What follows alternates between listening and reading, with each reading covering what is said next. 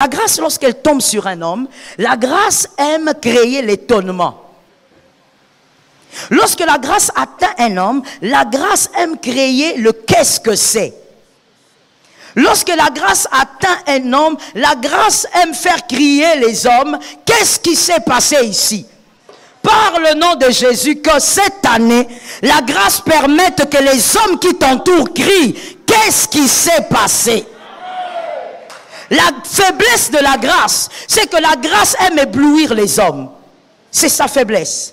La faiblesse de la grâce, c'est que la grâce aime étonner, ébahir les hommes. Alors lorsque la grâce veut ébahir les hommes, qu'est-ce qu'elle fait? La grâce positionne quelqu'un que personne n'attendait. Je parle à quelqu'un. Et cette parole est prophétique pour quelqu'un. Je sens ça dans les airs. La grâce aime donner la place à la personne que personne n'attendait.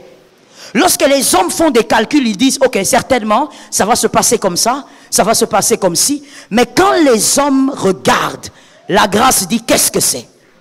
La grâce te fait dire, ça tombe sur ta vie tel que tu l'as dit. La grâce fait dire aux hommes, la grâce amène les hommes intelligents à se poser des questions. Oh Lord. Un homme un jour est mort sur une croix. Quand cet homme mourait, les hommes disaient, voici comment il finit, le roi des Juifs.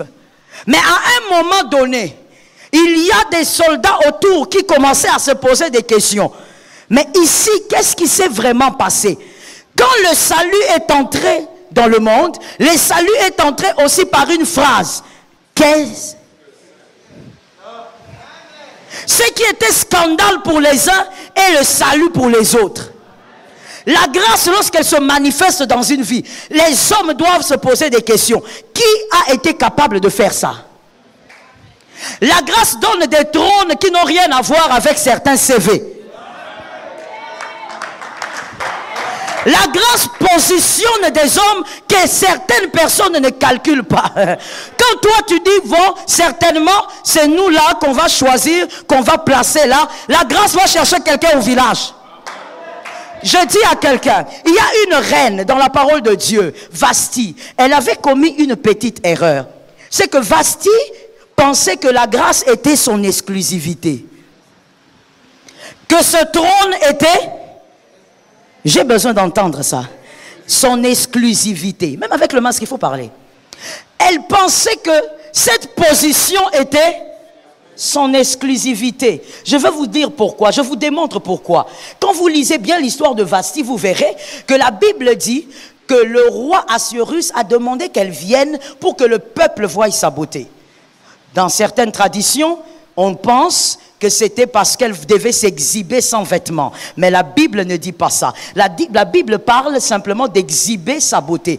Et donc, Vasti savait qu'elle était belle et que sa beauté était la gloire de son mari. Quelqu'un me capte? Vasti savait que son mari avait plusieurs concubines, mais aucune concubine ne l'arrivait à la cheville. Sinon, le roi aurait appelé une concubine pour qu'on contemple sa beauté. Donc Vasti savait que même au milieu des 3000 concubines, aucune était comme elle.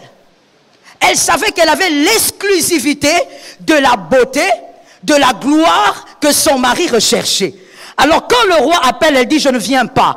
Vasti l'a fait comme une sorte de caprice. Et elle s'est dit je ne viendrai pas. Aujourd'hui je ne viens pas. Il sera humilié aujourd'hui. Et personne ne peut me remplacer. Même au milieu de ses concubines, personne n'est comme moi. Dis à quelqu'un on ne joue pas avec la grâce. Ah, dis à un autre on ne joue pas avec la grâce. Celui-là ne répond pas. Dis à celui qui est derrière on ne joue pas avec la grâce. Lorsque Vasti pense qu'elle est l'exclusivité, la grâce sort du palais. Lorsque Vasti pense que personne n'est comme elle, la grâce sort du palais. La grâce refuse même de chercher les concubines. Des personnes qui étaient déjà là, bien maquillées avec des bijoux en or. La grâce sort. La grâce va dehors. La grâce cherche une orpheline.